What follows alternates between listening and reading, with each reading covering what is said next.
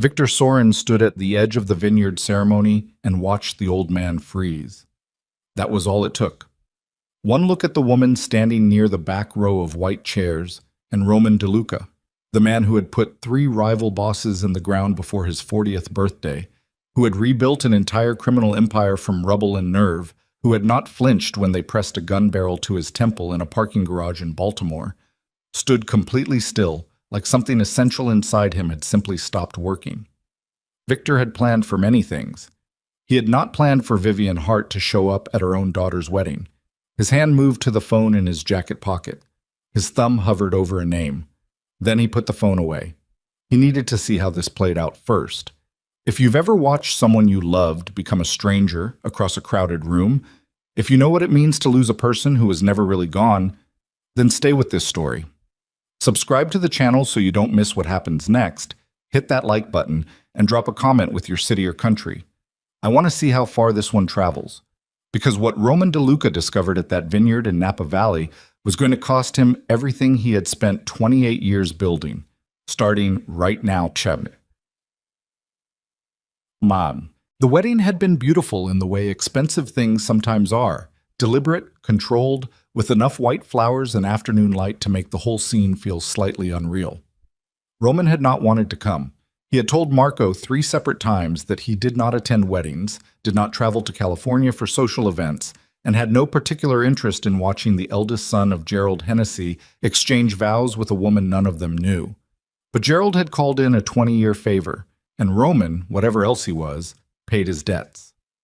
So he sat in the 4th row, left side of the aisle, with Marco on his right and 2 men he trusted standing at measured distances behind him. He wore a dark suit that had cost more than most people's monthly rent. He was tan in the way of a man who spent time outdoors, not for pleasure, but because business sometimes required it. His hair had gone fully silver sometime in his mid-50s, and he had stopped resisting it. He was 61 years old, and he looked like what he was. Someone who had survived things that should have killed him and had never quite decided whether that was luck or punishment. The string quartet was playing something soft and forgettable. Guests fanned themselves against the September heat. Roman was watching a yellow jacket navigate the flower arrangement to his left when the murmuring shifted, that particular change in collective sound that means the processional has begun. And he straightened in his chair along with everyone else.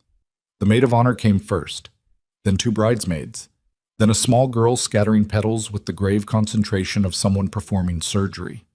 Then the bride appeared at the end of the aisle, and Roman's entire chest seized. She wasn't Vivian. She couldn't be. She was 25 at most, wearing a gown that caught the afternoon light, and Vivian would be 53 now. He knew that. He had calculated it more times than he would ever admit to anyone alive. But the angle of this young woman's jaw, the way she held her shoulders, the particular shape of her eyes, dark and slightly tilted at the corners, with an expression that managed to be simultaneously composed and watchful. Roman had seen that face. He had kissed that face. He had memorized that face in a different decade, on a fire escape in South Philadelphia, in the rain, when they were both young enough to believe that wanting something badly enough was sufficient reason to believe you could keep it. He told himself he was imagining things. Then he looked toward the edge of the assembled guests, where a woman stood slightly apart from the seated rows, near a stone wall draped in ivy, watching the bride with an expression that held something complicated and private and very old. Roman stopped breathing. Vivian Hart was 53 years old, and she was standing 40 feet away from him, and she was real. She turned. Their eyes met. For 2 full seconds, neither of them moved.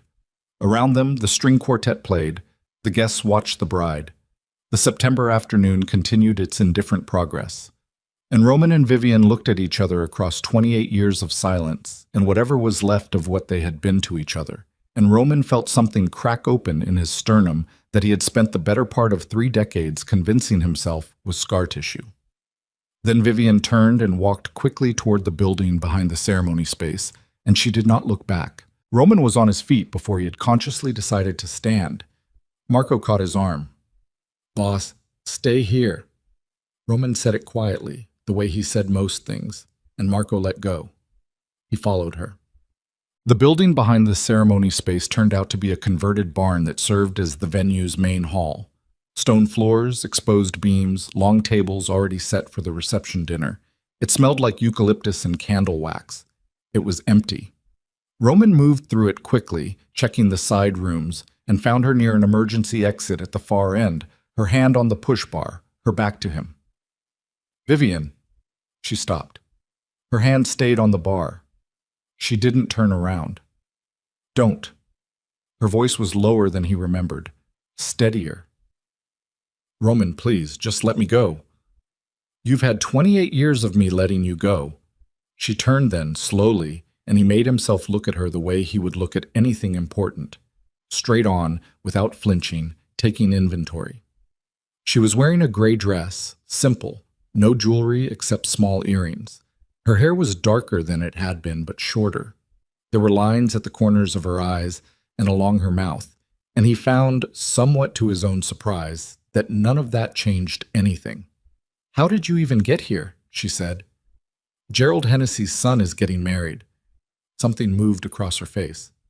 "You know Gerald?" "I've known Gerald for 20 years. How did you—" He stopped, recalculated. "The bride. That's your daughter." Vivian said nothing. "The girl with your eyes who just walked down that aisle is your daughter." He was working through it the way he worked through everything, methodically, reaching for the shape of the thing. "What's her name?" "Roman, what is her name?" "Claire," the word came out quietly. "Her name is Claire."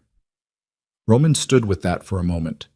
Outside, faintly, he could hear the officiant beginning to speak. The ceremony was continuing without them. "How old is she?" Vivian looked at the floor.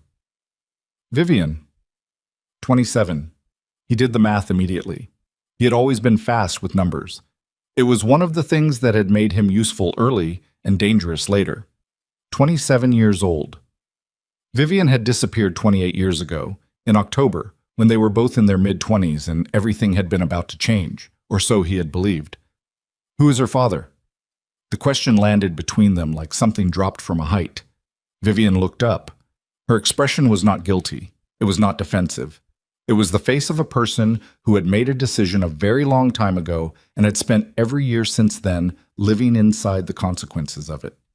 "That is not a conversation we can have right now," she said. "Then when?" "Never." "Roman, listen to me."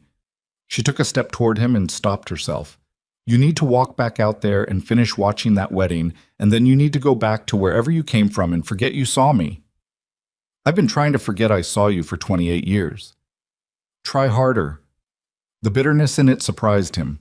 Not because Vivian had never been capable of bitterness. He remembered very well that she could be sharp and direct, and not particularly interested in softening things for the sake of comfort.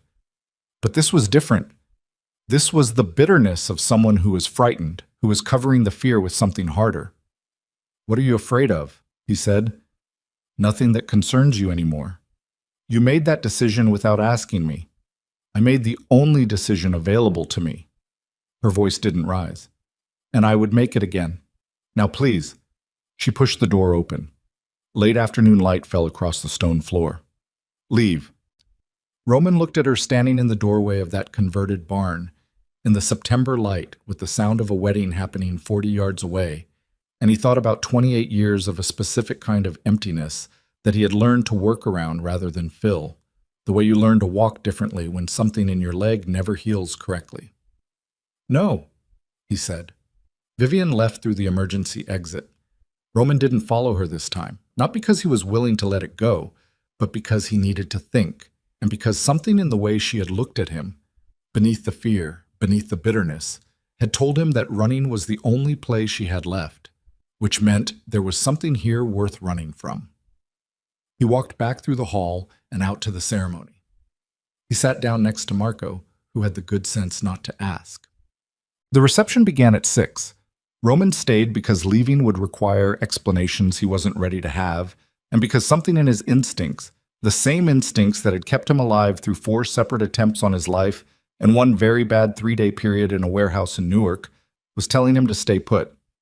He found Vivian at a table near the edge of the outdoor space, seated with 2 older women he didn't recognize. She saw him coming and her jaw tightened, but she didn't run this time. Perhaps she had calculated that running again would cause a scene, and Vivian had always hated scenes. He sat down in the empty chair beside her without being invited. "I want you to leave," she said quietly. "I know." He reached for the water glass in front of him. "Tell me about Claire." "There's nothing to tell. She looks like you." Something in Vivian's face softened for just a moment before she controlled it. "She looks like herself." "Where's her father?" The table around them was having some other conversation, something about the centerpieces, about someone's flight home in the morning. Roman and Vivian existed inside a bubble of a different conversation entirely, conducted in low voices and pointed silences.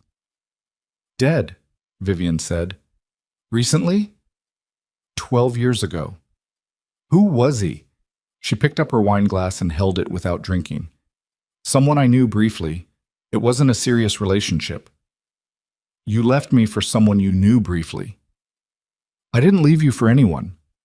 There was a flash of something in her eyes. Heat, old and genuine.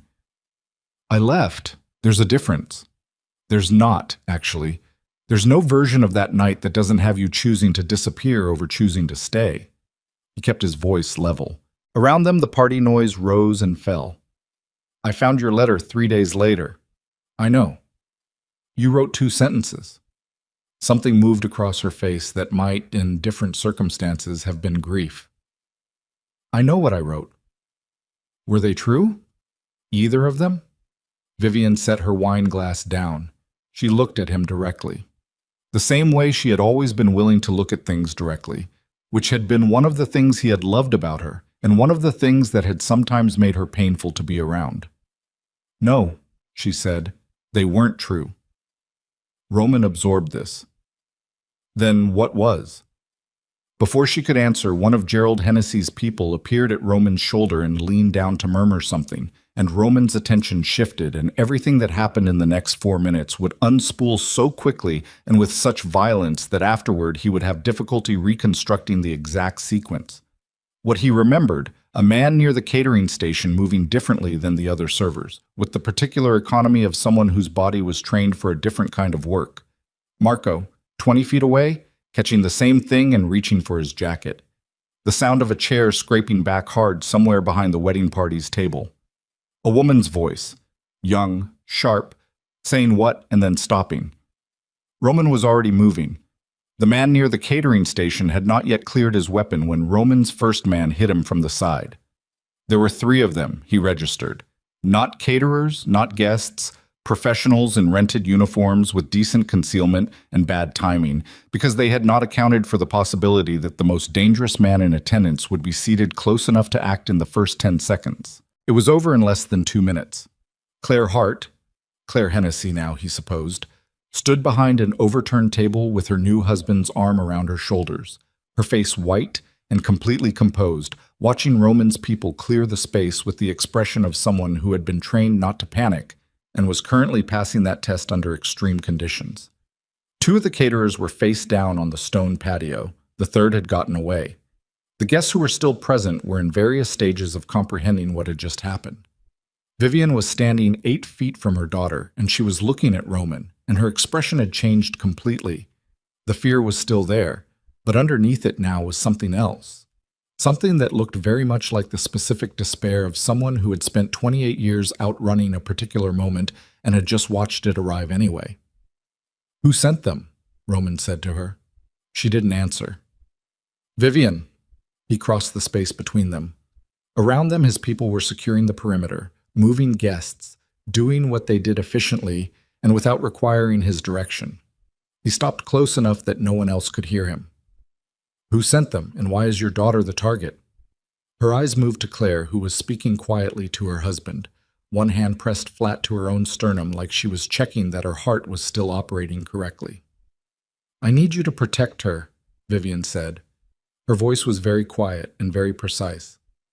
"Whatever it costs, whatever you need from me, I need you to keep Claire safe." "Then tell me what I'm protecting her from." Vivian looked at him. In the gathering dusk, with the sounds of a wedding reception that had just become something else entirely, she looked at him the way she had in that barn doorway, with the expression of a person standing at the edge of something they could not take back once they stepped over it. Her father wasn't just someone I knew briefly, she said. I lied about that. Roman waited. Her father was Dominic Moretti. The name landed with the weight it deserved. Roman had been 19 years old the first time he heard Dominic Moretti's name spoken with fear rather than respect, and he had spent the better part of the next decade watching the Moretti syndicate operate from close enough to understand exactly what it was. Dominic Moretti had been the architect of half the organized crime infrastructure on the eastern seaboard. He had also been, by the time Roman was 25 and beginning to build something of his own, a man with significant enemies. Dominic Moretti had been dead for 11 years. His organization had collapsed within 18 months of his death, consumed by the war that had been waiting inside it for decades. You were with Dominic Moretti, Roman said. It's more complicated than that. It always is. Roman, she stopped herself, looked at Claire again. She doesn't know who her father was. She has never known. And the people who just tried to take her from her own wedding know exactly who she is. She turned back to him. Which means they've found out. Which means she's been found. Found by whom? The Moretti organization is gone. The leadership is gone. Her voice was level, precise. The voice of someone who had been carrying very specific information for a very long time. The people who believe Dominic's bloodline entitled them to something are not. Outside the stone walls of the vineyard, somewhere in the California evening, the third man in a catering uniform was making a phone call. Roman looked at Vivian. He looked at Claire. He did the math again. Not the arithmetic this time, but the other kind. The kind that involved probability and exposure and the particular geometry of a trap that had been waiting decades to close. You're going to tell me everything, he said. All of it, from the beginning. Vivian said nothing for a long moment. Then, very quietly, I know. It was the first true thing she had said to him in 28 years, and it cracked something open in his chest that he wasn't sure he had the capacity to survive. But he had never, in 61 years, walked away from something he needed to understand. He wasn't starting now. They put Vivian in a room at the back of the vineyard's main house, one of the guest suites the venue rented out for wedding parties. Roman's man Caruso stood outside the door not because anyone was a prisoner, but because the third caterer was still out there somewhere, and Roman wasn't interested in losing anyone before he had answers. Claire and her husband, Daniel Hennessy, Gerald's son, 29 years old with the careful eyes of a man who had grown up knowing his father's world without being fully in it, were in the adjacent suite. Daniel was sitting on the edge of the bed with his jacket off and his sleeves rolled up, and he was holding his wife's hand with both of his, and Claire was letting him while staring at a fixed point on the opposite wall with the focused blankness of someone running internal calculations. Roman gave them 20 minutes. Then he knocked. Daniel opened the door and looked at Roman the way young men sometimes looked at him, with the awareness that they were in the presence of something they had heard about but never quite believed was real. I need to speak with your wife, Roman said. She's had a difficult... I know what she's had. Roman kept his voice even. 5 minutes. Claire spoke from inside the room. Let him in, Daniel. Daniel stepped back. Roman entered and remained standing near the door, giving the room its space. Claire was still seated on the edge of the bed. Up close, she was even more clearly Vivian's daughter, the same economy of movement, the same quality of attention, the way her eyes moved to him and stayed there without apology. You're Roman DeLuca, she said. Yes. My mother's mentioned you. That landed somewhere precise and unpleasant in his chest. What did she say? That you were someone she knew a long time ago, that you were important to her. Claire paused. She said it the way people talk about places they can't go back to. Roman looked at this young woman in her wedding dress. The skirt slightly crushed now from crouching behind an overturned table, one of the small pearl buttons at her wrist come loose and dangling. And he made himself think clearly rather than feel, because feeling was the luxury of people whose problems hadn't just sent 3 armed men to a vineyard in Napa Valley. The men who came tonight, he said, have there been incidents before? Anything that seemed wrong? Someone following you? Unfamiliar cars? Anything that made you feel watched? Claire and Daniel exchanged a look. 2 months ago, Daniel said. Outside her studio. A man she didn't recognize parked across the street 3 days running. She reported it? To the police, yes. They said they'd look into it. The tightness in Daniel's voice indicated what he thought of that response. Anyone else? Anyone ask unusual questions about your family, your mother, her history? My mother doesn't have a history, Claire said. She's a landscape architect in Portland. She designs corporate parks and residential gardens. She volunteers at a literacy program on Tuesday evenings. She stopped. Something shifted in her expression. Or that's what I thought. She's also been protecting you, Roman said, from something she's been carrying a long time. Then I think, Claire said carefully, that it's time someone told me what it is. Roman looked at her for a moment. That conversation belongs to your mother. What I need from you right now is to stay in this room with your husband and the man I have outside your door until I come back. And if I refuse, then you're making my job significantly harder and your own situation significantly more dangerous. He said it without heat. Your call. Claire studied him with those dark, tilted eyes. My mother trusts you, she said finally. It wasn't quite a question. She trusted me once. She still does. I could see it when she looked at you. Claire glanced down at her hands. That's actually the most frightened I've ever seen her. Not the men with the guns, you. Roman had nothing useful to say to that, so he said nothing and left. Vivian was standing at the window when he came in, looking out at the vineyard in the dark. Someone had brought her tea, and it sat untouched on the table near the bed. Marco was in the corner, which Roman addressed first. Give us the room. Marco left without comment. Roman pulled the chair from the writing desk and set it in the middle of the floor and sat down, which put him lower than Vivian and made it a different kind of conversation than the ones they'd been having all day. Less confrontational, more like two people trying to get somewhere rather than two people managing a perimeter. Sit down, he said. Vivian turned from the window. She looked at the chair he'd pulled from beside the bed, and she sat on it, and now they were 4 feet apart in a hotel room that smelled like cedar and somebody's perfume, and 28 years were doing what they always do. Not disappearing, but compressing, until they took up less space than they should. Tell me about Dominic Moretti, Roman said. Vivian folded her hands in her lap. What do you know about him? What everyone knows. He built the syndicate from a regional operation into something that touched 6 states. He was intelligent, patient, and genuinely brutal when he needed to be. He died of a stroke in federal custody 11 years ago while awaiting trial on racketeering charges. His organization collapsed in the power vacuum. Roman paused. What I don't know is what you had to do with any of it. Vivian was quiet for a moment. Then, Dominic had a sister, Mira. She and I were close. We met at a gallery in New York in my early 20s, before I understood who her family was. She stopped, chose the next words with visible care. By the time I understood, I was already embedded in that world without having chosen it. Mira was my friend. Her brother became aware of me, and Dominic Moretti didn't let things he became aware of simply drift away. He was with you against your will? It wasn't that clean. She said it without embarrassment, with the flatness of someone who had long since made peace with the complexity of something terrible. He was interested in me.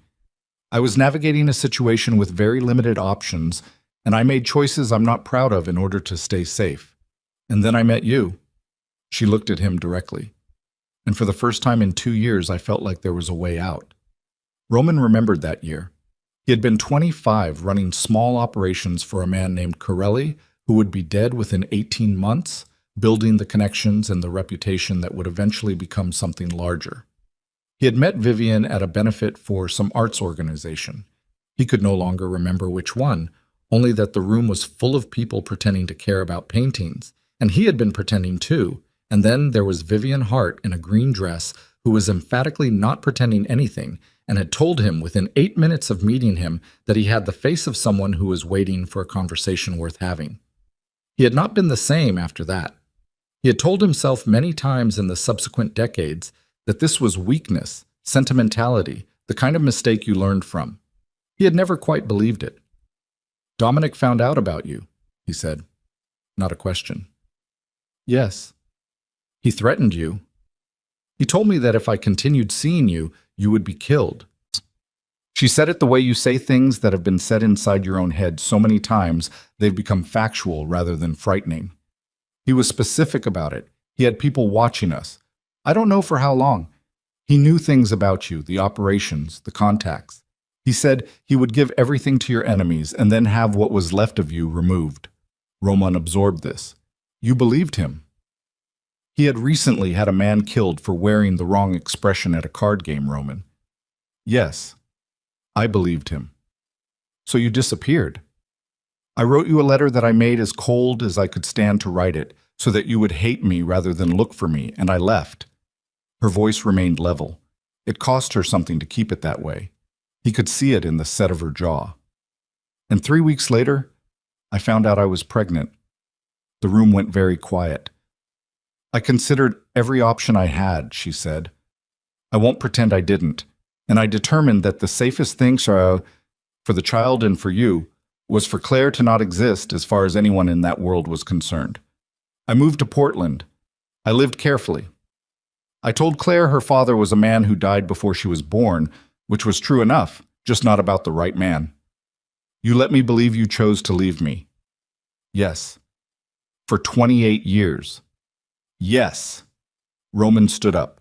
He moved to the window and stood where she had been standing, looking out at the dark vines in rows that seemed to go on longer than they could possibly go on. His hands were in his pockets. His jaw was tight. The people who came tonight, he said, they knew who Claire was. Somebody found out. I don't know how. Claire has her father's eyes, not Dominic's. Dominic's father's, they skipped a generation. If someone who knew the family well enough saw her, she stopped. The wedding announcement was in a Portland paper, with a photograph. So, someone who knew what Dominic Moretti's bloodline looked like saw a newspaper photograph of a bride in Portland and put it together. That's my best guess. And came to take her. Roman turned back. Why take her? What does she represent to them? Dominic had a son by his wife, Luca. Luca died in the war that followed Dominic's arrest, shot by his own people in a dispute over succession. There's no legitimate male heir in the Moretti line. Vivian met his eyes. There are people who believe the syndicate can be rebuilt under the right banner. A biological daughter of Dominic Moretti, particularly one who has lived outside the life, who is clean, who could be presented as a symbol, would be worth something to them. Worth taking her from her wedding. Worth anything. Roman stood with this. Outside somewhere, one of his men was on a phone. He could hear the low sound of it through the wall. Not the words, just the tone of something operational being managed. Who knows about Claire, he said. In the organization. Yours, mine, anyone's. No one in mine. I don't have an organization. I designed gardens. The edge in it was tired rather than sharp. In the Moretti world, I told no one. Mira died 8 years ago. Dominic's wife knew I existed, but not about the child. As far as I was aware, no one connected to the syndicate knew Claire was his daughter. As far as you were aware. Yes. Roman crossed his arms. Someone knew. Someone found out. Those are two different things. Vivian looked at him. What do you mean? Finding out from a newspaper photograph is one thing, but to move that fast, to have 3 men in position at a wedding in the right uniforms with the right credentials, that's not reaction time. That's preparation. He watched her process this. Someone had advanced knowledge that Claire would be at this wedding, possibly knew who she was before the photograph. He saw the moment it landed. Vivian's face didn't crumble. She was not someone whose face crumbled, but something behind her eyes went very still. The wedding was planned for 8 months, she said slowly. Who knew you were coming? Claire, Daniel, Gerald Hennessy's family. She stopped. And whatever database the venue uses for its guest list. And anyone who had access to my travel arrangements. Roman was already moving toward the door. Which narrows it. Roman, stay here. Don't open the door for anyone except Marco. He stopped with his hand on the door. Caruso will be back outside in 2 minutes. Do not leave this room. He went to find Marco. Count. Marco Vitale had been with Roman for 19 years and had the manner of a man who had long since stopped being surprised by things but had not yet stopped being competent. He was 51, heavy-set, with a face like a geographical feature, permanent and not particularly concerned with your opinion of it. Roman found him in the hallway with his phone in his hand and an expression that Roman recognized as the face Marco made when he was already ahead of a problem and waiting for Roman to catch up. "Talk," Roman said. Third man made a call from a burner 12 minutes after he left the property.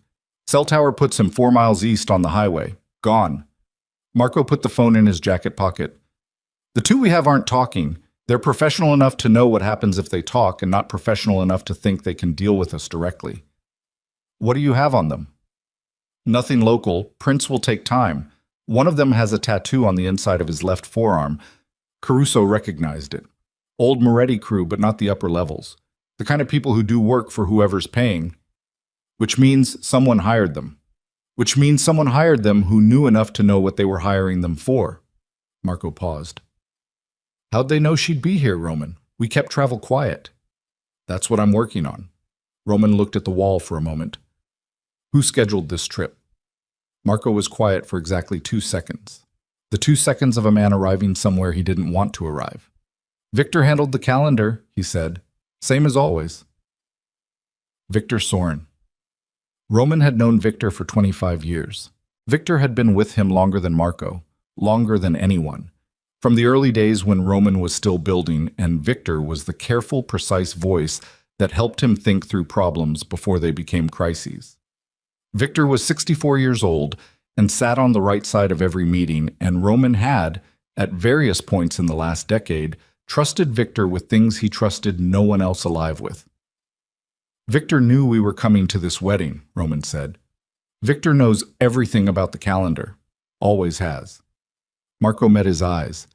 "You think—" "I think 3 men showed up to this wedding in uniforms that required advanced planning, with credentials that got them past security, and the only way to arrange that was to know well in advance that this was happening." Roman's voice was very even, the way it got when he was controlling something that wanted to be something else. "And I think I need to have a conversation with Victor." "He's in New York." "Then get him on the phone." Marco was already dialing. The call connected on the 3rd ring. Victor's voice came through, measured, a little rough at the edges the way it had gotten over the last few years, with the cadence of a man who had spent decades being the steadiest person in whatever room he was in. "Roman, I heard there was an incident." "How did you hear?" A brief pause. "Caruso checked in with the main office. Standard protocol." "When?" 40 minutes ago, perhaps. "Is everyone safe?" "Everyone is safe." Roman watched Marco's face while he talked, using Marco's expression as a second reading on the conversation. "Victor, I need you to do something for me." "Of course." "I need you to go back through the calendar entries for this trip. Everything related to the Hennessy wedding. I need to know who had access to those files and when." Another pause, slightly longer than the first. "You think there was a breach?" "I think 3 men in catering uniforms knew exactly which wedding to show up at." "Yes. I think there was a breach." "I'll look into it personally." "Tonight, Victor." "Tonight," Victor agreed. "Roman, the woman. Vivian Hart. Is she there?" Roman's hand tightened on the phone, just slightly, just enough that Marco, watching him, noticed. "Why do you ask?" "Caruso mentioned she was present. I recalled the name from a long time ago." Victor's voice was careful and smooth and entirely natural. "I wanted to make sure she was also safe." "She's fine," Roman said. "Make those calls, Victor. I'll be in touch." He ended the call. Marco said nothing for a moment. "He knew her name," Roman said. "Caruso could have mentioned it. Caruso didn't know her name. Caruso knows she's a woman who was present." Roman put the phone in his pocket.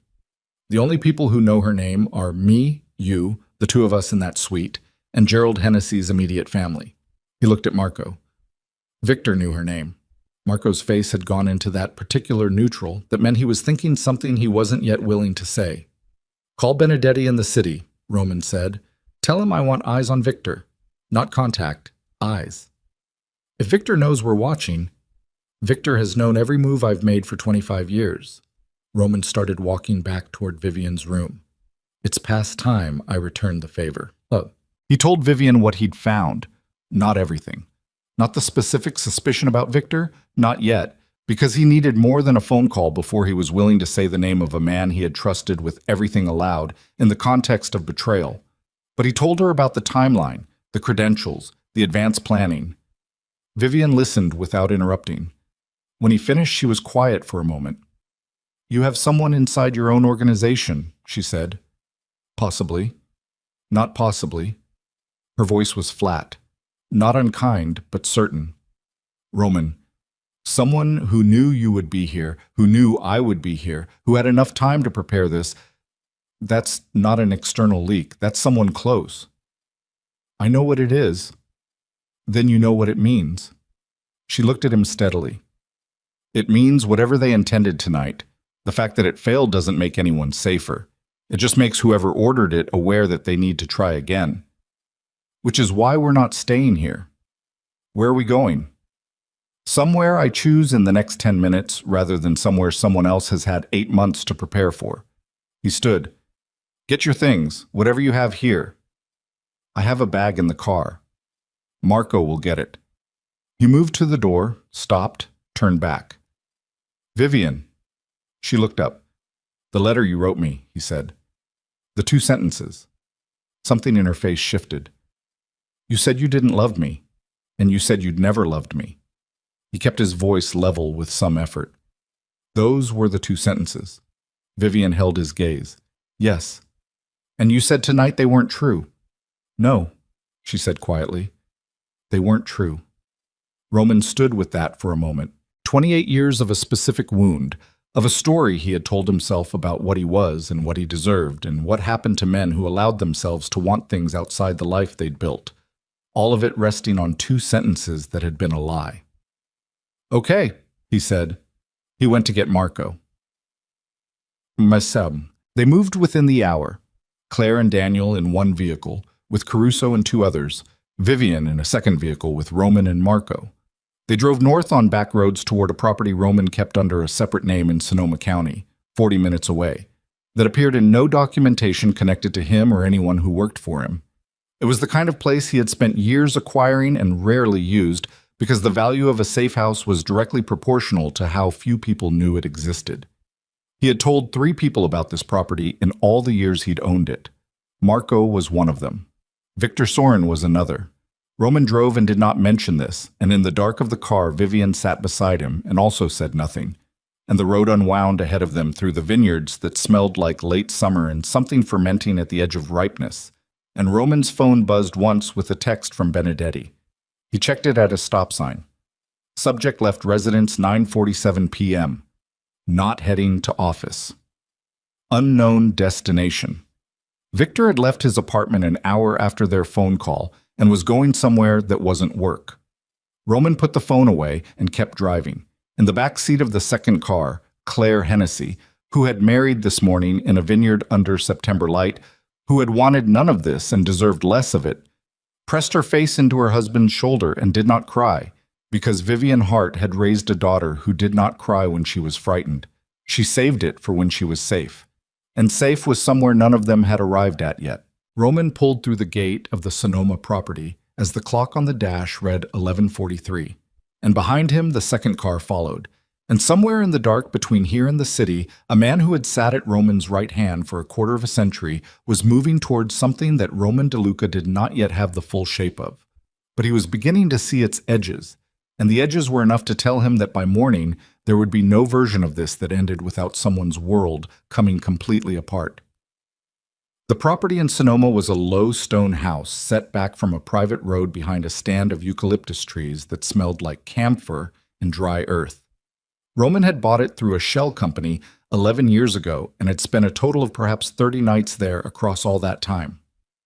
It had 3 bedrooms, a kitchen that was adequately stocked because someone came monthly to maintain it, and a security system that was considerably more sophisticated than the house's modest exterior suggested. He put Claire and Daniel in the back bedroom. Caruso and a man named Fitch took rotating positions outside.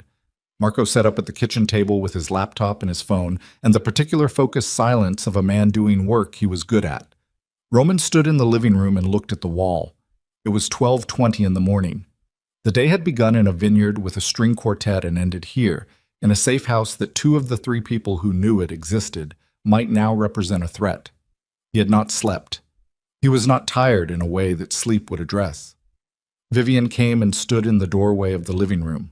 She had changed out of the gray dress into clothes from her bag: dark jeans, a plain shirt, flat shoes.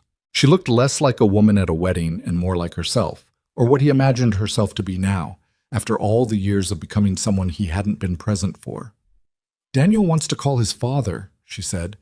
"Gerald knows we're in the area. He doesn't need more than that tonight."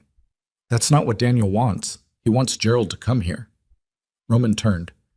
"No, Gerald is loud and visible, and if someone is tracking his communications, then adding him to this location is exactly the wrong move."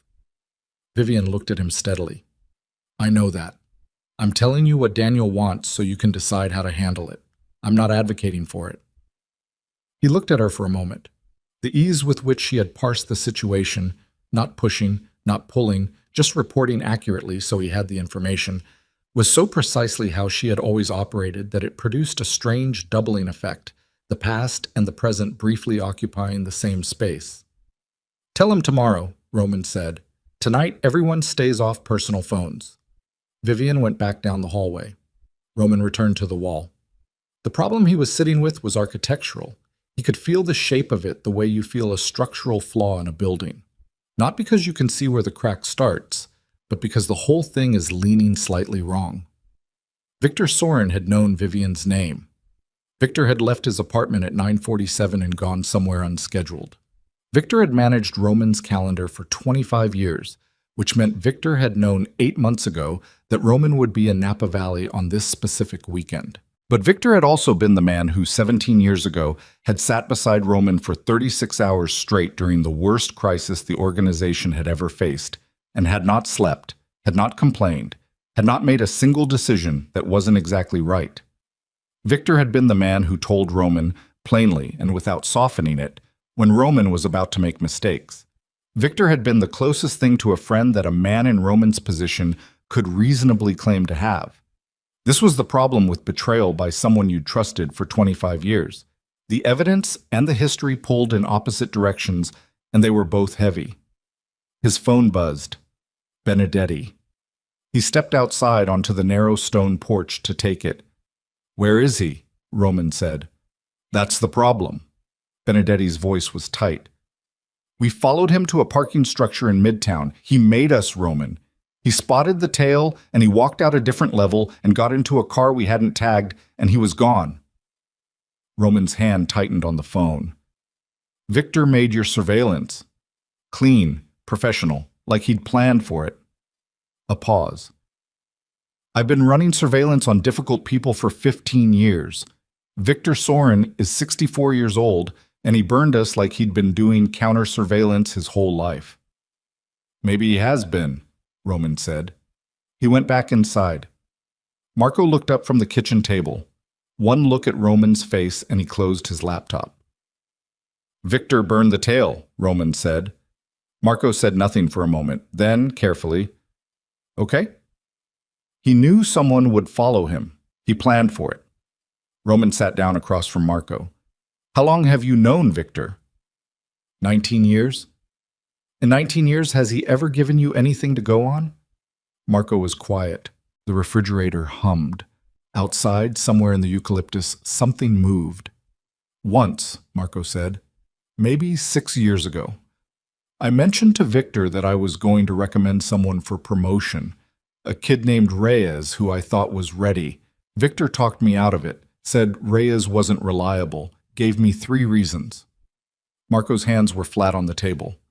A month later, Reyes was gone, transferred to a different arm of the operation. Nothing to do with Victor officially, but I always thought the timing was off. What happened to Reyes? He's still around, running a mid-level crew in Baltimore, loyal, competent. Marco met Roman's eyes. "The reasons Victor gave me for why he wasn't ready were all wrong. I know that now. Victor kept him away from you, Roman said. From both of us. From the inner circle. Marco breathed out slowly. Someone who was loyal but not beholden to Victor. Someone Victor couldn't read as well. They sat with that. He's been doing this a long time, Roman said. It wasn't a question. Sounds like it. Managing who gets close, managing information, managing... Roman stopped. Something cold moved through him. Managing me. Marco said nothing. The isolation, Roman said slowly, working it out the way you work out something that explains too much at once. The last 10 years. The people I stopped trusting, the alliances that fell apart, the judgment calls that seemed right at the time. He stopped again. Victor was in every one of those conversations. Roman, how many of those decisions were mine? The silence that followed was the most uncomfortable one Marco had produced in 19 years of mostly uncomfortable situations. Roman stood up. Wake me if anything moves. I need 2 hours. He didn't sleep. He lay on the bed in the smallest bedroom and stared at the ceiling and rebuilt the last 25 years from the outside, looking for the seams and found more of them than he was prepared to find. So, at 4 in the morning, Claire knocked on his door. He was already awake and sitting on the edge of the bed when she opened it. She stood in the door frame in borrowed sweatpants and a shirt that was probably Daniel's, her dark hair loose, her feet bare on the stone floor, and looked at him with her mother's directness. I want to know who my father was, she said. That's your mother's conversation to have. My mother has been having it with herself for 27 years and no one else. Claire came into the room and sat in the chair near the window. 3 men tried to kidnap me at my own wedding. I think I've earned the right to know what I'm part of. Roman looked at her. She was composed. Not calm exactly. There was a current underneath the composure that she was managing with some effort. But she was upright and present and asking a direct question, and he found he didn't have a good argument for keeping the answer from her. Dominic Moretti, he said. Claire's face didn't change for a moment. Then, the organized crime? Yes. The man who died in federal custody? Yes. She was quiet for a long moment. He watched her do what Vivian did, take the information in, hold it, process rather than react. The genetic echo of it was uncanny and quietly devastating. Does that make me... She stopped. Started again. Do I have some kind of claim on something? Is that what this is about? There are people who believe Moretti's bloodline has value to them, as a symbol, as a flag to rebuild around. He kept his voice even. You represent something to them that has nothing to do with who you actually are. I'm a landscape architect. I know. I design corporate parks. She said it with a specific flatness that might, in different circumstances, have been funny. I have never been involved in anything illegal in my entire life. I file my taxes. I compost. None of that is relevant to what they want you for. What do they want me for? To use, to display, to legitimize whatever they're building. He leaned forward, elbows on knees. Claire, the men who came tonight didn't want to hurt you. They wanted to take you, which is in some ways more dangerous because it means they have a plan for you that extends past tonight. Something moved across her face. Not fear exactly. Something more like fury that was being held in a controlled space, waiting. How do we stop them, she said, by finding who sent them before they can send someone else. Do you know who sent them? I have a strong suspicion. Is it someone inside your organization? He looked at her. What makes you ask that? Because the alternative is that Moretti's remaining people are organized and well-funded and capable of planning this kind of operation independently, and that seems like a bigger problem that you'd be treating differently. She held his gaze. So it's inside. Roman was quiet for a moment. Go back to sleep. I won't. I know. He stood. Go be with your husband anyway. Claire stood too. She was taller than Vivian, lean in the way of people who were active rather than careful about it. She paused near the door. Mr. DeLuca. Roman. Roman. She seemed to be working through something. My mother spent my entire life making sure I never knew what I was running from. She moved us twice for reasons she didn't explain. She never dated anyone, never let anyone get close, never talked about my father except to say he was gone. She looked at the floor briefly and then back up. She did all of that alone. I know. She didn't have to. There was something hard and clear in her voice. She could have told you. You could have helped her. Instead, she carried it by herself for 28 years because she was trying to protect everyone, and she didn't trust anyone to protect her back. Roman said nothing. I'm not angry at her, Claire said. I want to be clear about that. I understand why she did it. She paused. But I think you should know what it cost her, since you seem to be the reason she paid it. She left. Roman stood in the empty room for a long moment. Then he went back to the kitchen, because there was nothing to do with what Claire had just said except carry it, and the kitchen was where the work was. Home. The call from Benedetti came at 6:47.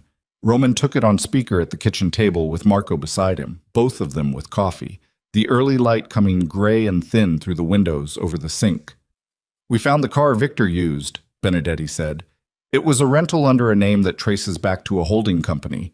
We're working the holding company now, but it's layered, going to take time. Where was the car found? Abandoned in a parking structure in Queens. He switched vehicles at least once, probably twice. Whoever taught him to move like this, Roman, this isn't improvised. This is trained. Roman and Marco exchanged a look. One more thing, Benedetti said. His voice shifted, a slight flattening of tone that Roman recognized as the particular quality of someone about to deliver something they'd rather not deliver. We pulled the communications logs from the main office, the access Victor had to the calendar system, the travel arrangements. We found a secondary access point, a mirror account. It wasn't just that Victor could see the files. He was copying them, Roman said. Copying and forwarding, encrypted relay, which is why it didn't flag in routine sweeps. We traced the relay back 18 months before we lost the thread in a server cluster in Eastern Europe. Benedetti paused. Roman, this has been going on for a long time. The mirror account is 3 years old minimum, and the encryption is not something someone learns off the internet. This was built for him, or he had help building it. He has a technical partner, Marco said. Or a handler, Roman said. The word landed in the kitchen like something dropped on a hard floor. You think someone's been running him? Marco said. I think Victor Soren at 64 years old does not independently build encrypted data relay systems. Roman's voice was very quiet. Someone built this for him. Someone who had an interest in what he was collecting. He looked at Marco, which means this isn't Victor going rogue. This is Victor as part of something larger. Benedetti said, There's more. Say it. The communications we could decode, but partial, maybe 30%, we found references to a specific target, references going back 2 years. A pause. The target is described only as the Heart Woman. The kitchen went completely silent. They knew about Vivian, Marco said slowly. They knew about Vivian 2 years ago, Roman said. Before the wedding, before the newspaper photograph, before any of this. He stood up from the table. The photograph wasn't how they found out about Claire. It was a confirmation. They already knew. Which means Victor already knew, Marco said. 2 years ago, Victor knew about Vivian and knew she had a daughter. How? Roman said. He was moving now, walking the length of the kitchen and back, because standing still was no longer something his body could manage. How did Victor know about Vivian? I didn't know. I didn't know where she was. I didn't know she had a child. I knew nothing. How did Victor know 2 years ago what I didn't know until last night? Marco said very carefully. Because Victor knew all along. Roman stopped walking. If Victor was connected to whoever was interested in the Moretti bloodline, and someone's been running him for years, then the question isn't how Victor found out about Vivian. Marco's voice was steady and precise, and not entirely without compassion. The question is whether Victor already knew about Vivian in the past, before she disappeared, before any of this. The thing that had been leaning wrong in the structure of the last 28 years tilted further. Victor was there, Roman said, slowly, like someone reading in low light. When I met Vivian, Victor was part of the organization. He knew her. He knew we were together. He knew when she disappeared, Marco said. He's the one who found the letter. Roman's voice had gone flat in a way that was more frightening than any volume would have been. I was out of the city when she left. Victor called me. Victor told me she was gone, and he drove me to the apartment, and the letter was on the kitchen table, and Victor stood behind me while I read it. The silence stretched. Roman. The letter was already there. Roman turned. His face was completely controlled, which was the most dangerous version of Roman DeLuca's face. Victor drove me to the apartment. Victor stood behind me. The letter was already there. He stopped. Or Victor put it there. Marco said nothing. Get me Victor on the phone, Roman said. He's not answering. I know he's not answering. Call anyway. Every number, every device. And then I want you to call every person in this organization who I trust independently of Victor's recommendation, and I want them moving toward California, because by tonight I'm going to need them. Marco was already on his phone. Roman went to find Vivian. She was in the kitchen alcove with her hands around a coffee cup, looking out the narrow window at the eucalyptus in the morning light. She heard him come in and turned, and something in his face made her set the cup down. What happened? She said. Victor knew about you, Roman said. 2 years ago. References and communications we've decoded. He knew you existed, knew you had a daughter, and I think... He stopped, started again. I think he might have known about you 28 years ago, when you disappeared. Vivian went very still. The letter, Roman said. You wrote a letter. I left it on the kitchen table. Victor was the one who told me about it. He was the one who took me to the apartment you and I shared, that Victor had access to because he had access to everything in my life. He watched her face work through it, not slowly, quickly, with the precision of a mind that processed rather than felt in the first instance. He watched her reach the same place he had reached. Victor got to Dominic, she said. Her voice was barely above a murmur. Or Dominic got to Victor. One or the other. Dominic knew about you. He threatened me through you. She pressed her fingers flat against the counter edge. If Victor was connected to Dominic, if someone had gotten to Victor even then, they would have known. Known about both of us. Known that I was the most effective pressure point. They needed you to disappear, Roman said. Not because of Dominic's feelings about our relationship, because if I stayed, Vivian said, I might have told you about Dominic, about the Moretti connection, and you would have done something about it. She looked up. You were 25 years old and already frightening. If someone told you that Dominic Moretti had threatened the woman you loved, you would have gone directly at him. Yes. And if you had gone directly at Dominic Moretti at 25, you might have survived it, or you might not. But either way, the power balance on the East Coast shifts. Dominic's position becomes unstable. His operation becomes vulnerable. Her voice was very controlled. Victor needed Dominic stable. He needed you isolated, and he needed me gone. He engineered it, Roman said. The threat from Dominic was real. Dominic was capable of it, but someone helped it along. Someone made sure the pressure went where it needed to go, made sure you left, made sure the letter was found. Victor forged the letter, Vivian said, or replaced it. Or... She stopped, picked up her coffee, put it back down without drinking. I wrote the letter, Roman. I left it on that table. I wrote it myself. What did your letter say? Vivian was quiet. What did your letter say? He repeated. It said that I was scared, that I was sorry, that I couldn't explain but that I was leaving and I needed him not to follow me. Her voice had gone very flat. It said that I loved him and that I was leaving anyway because there were things bigger than what we had. Roman stared at her. That's not what the letter I found said. They looked at each other. He switched it, Roman said. He let you go, let you actually leave, and then he went to the apartment before I got back, and he took your letter off the table and he put something else down, something that would make sure I didn't follow you, something that would make sure I hated you instead of looking for you. Vivian's hand was on the counter, and it was shaking slightly, the small, contained tremor of someone keeping a very large reaction inside a very small space. 28 years, she said. He built a wall between us out of a piece of paper that wasn't even real, Roman said. And then he stood next to me for 25 years and helped me run an empire and watched me be alone and said nothing. The morning light moved through the eucalyptus outside and fell across the kitchen floor in strips. And in the silence between them, something that had been two separate losses for 28 years collapsed into one thing, one crime, one man standing behind it all with the face of someone trustworthy. The side door opened. It was Marco, and his face was wrong. "We have a problem," he said. Roman turned. "Victor's been in contact with someone on our security detail here. Not Caruso. One of Fitch's guys, a man named Poloni, who's been with us 4 years." Marco's jaw was tight. "Poloni just sent a location ping from inside this property." The air in the kitchen changed. "Claire," Vivian said. Roman was already moving.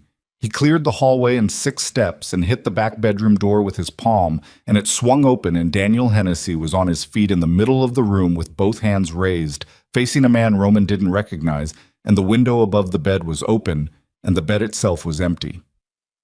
"Where is she?" Roman said. Daniel's voice was fractured, barely holding its shape. "They took her.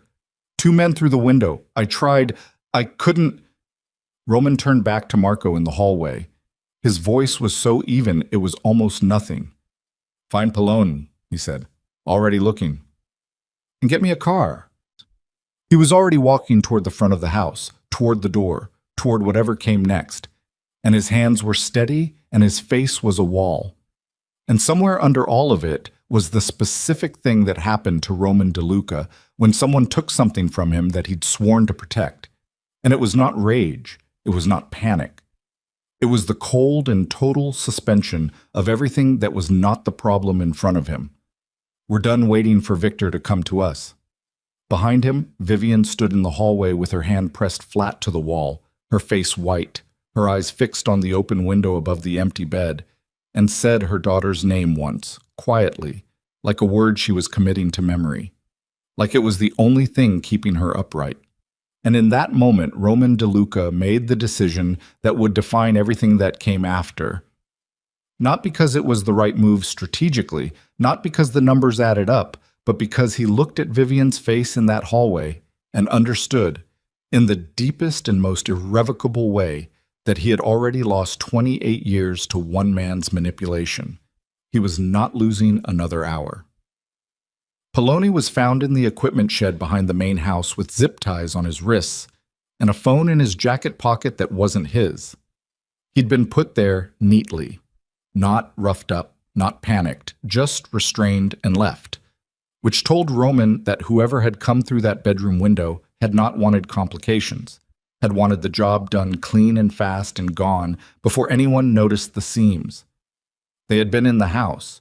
They had been inside the perimeter while Roman was in the kitchen talking to Vivian about a forged letter, while Marco was on the phone, while Caruso was watching the front. They had come in through a drainage easement on the east side of the property that didn't appear on the standard site diagram, which meant someone had done specific reconnaissance on this specific property, and the only way to do that was to know in advance where they were going. Roman stood over Poloni in the shed with the morning light coming through the slat gaps in the walls and said, "How long have you been working for him?" Poloni was 31, third-generation Italian-American out of South Philly, had come to Roman through a referral chain that Roman was now reconstructing in his head and finding Victor's fingerprints on at least 2 of the links. He looked up with the expression of a man who had made a calculation and understood what it had cost him. 8 months, Poloni said. "What did he have on you?" A pause. "My brother." "Where's your brother now?" "Safe. Victor said he'd stay that way if I—" "Victor lied to you," Roman said. "Write that down somewhere you won't forget it." He left Poloni in the shed with Caruso and went back to the car where Marco was waiting with a tablet showing a map of the county and 3 marked locations. "Poloni's phone," Marco said. "Last contact was a number that pings to a cell tower 6 miles northeast. There's an old casino property up there, the Del Mare. It shut down 8 years ago. The land has been in litigation ever since. Nobody goes there." He turned the tablet so Roman could see the satellite image. It's the right kind of place. Roman looked at the image. A large building, maybe 120,000 square feet, sitting in a dead expanse of dried grass with a parking structure attached and nothing around it for 2 miles in any direction. How many men do we have available within an hour? He said.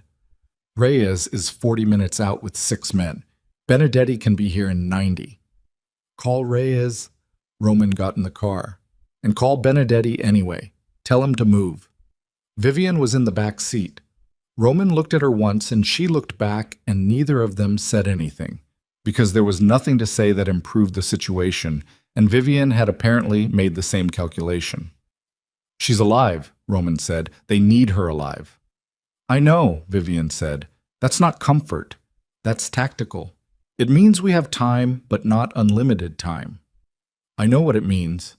Marco got in, and they drove northeast in the early morning with the sun coming low and hard through the windshield and the hills rolling on either side like the land was breathing slowly and didn't particularly care what happened on its surface. They stopped 1.5 miles from the Del Mar property on a service road behind a stand of dead oaks, and Reyes was already there with 2 vehicles and 6 men who had the compact, quiet manner of people who had done this kind of work before. Reyes himself was 43, Baltimore-born, with close-cropped hair and a prosthetic left index finger that he had never explained to anyone and nobody had ever asked about directly. He shook Roman's hand and looked at Marco and then looked back at Roman. What do we know about inside? Reyes said. Nothing direct. The property has a main gaming floor, 3 floors of hotel above it, a service level below. The parking structure connects on the east side through a covered walkway. Roman studied the satellite image Marco had printed. If they want to keep someone contained and controlled, they want the upper floors. Elevator access, limited stairwells, good sight lines on approach. How many opposing? Unknown. The crew from the vineyard was 3. Add the 2 who took Claire from the bedroom. Poloni was the inside man. He's out. Victor has resources, but he's been careful about how he uses them. He wouldn't want a large footprint on this. So you're thinking 8, maybe 12. I'm thinking, I don't know, so we move as if it's more. Reyes nodded. No theatrics, no posturing. He turned to his men and began distributing positions with the economy of someone who had briefed operations in parking lots and drainage ditches, and once, Marco had told Roman years ago, the back of a moving truck. Roman pulled Marco aside. Victor will be there, Roman said. You think he came himself? This is the end of the plan he's been running for 25 years. He won't let someone else be in the room for it. Roman looked at the dead oaks above them, the morning sky going from gray to pale blue. He'll want to see me. That's the part that's always been personal, which makes him predictable, which makes him dangerous. Roman checked the weapon Marco handed him, a thing he did quickly and automatically, his hands knowing the motions without requiring attention from the rest of him. If Victor has been managing me for 25 years, he knows how I move. He knows my instincts. Then don't use your instincts. That's easier to say. I know. Marco put a hand briefly on Roman's shoulder, a gesture he had produced perhaps 4 times in 19 years, which meant it carried weight. We get Claire out. Everything else is secondary. Not everything, Roman said. Marco looked at him. Victor ends today, Roman said. Whatever it costs. They went in at 7:42 in the morning from 3 directions simultaneously, moving fast and low across the dead grass that crackled under their feet like static, and the Del Mar casino rose in front of them against the California sky with its dark windows and its shuttered marquee and its faded architectural pretension. It had been designed to look like something out of Las Vegas, all curved glass and decorative metalwork gone brown with weather, now just a large dead building in the middle of nothing. The service entrance on the west side was unlocked, which meant they knew someone was coming, which meant they were expected, which was information rather than just a problem. Roman went through the service entrance with Reyes and 2 others. Marco took the east walkway with 3 men. The remaining 2 held the parking structure.